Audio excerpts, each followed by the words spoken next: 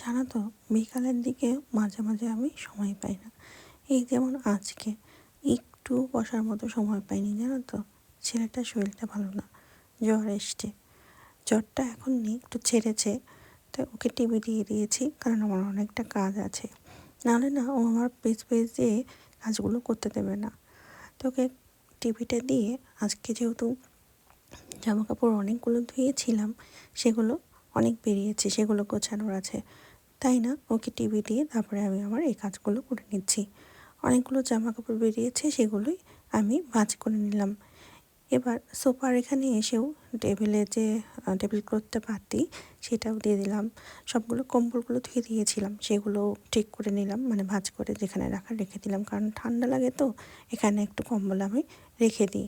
আর দেখো, খেলতে খেলতে সব কিছু ফেলে দিয়ে কার্টুন এটা খুব ভালো দেখে, এভাবে করে বসে দেখছে।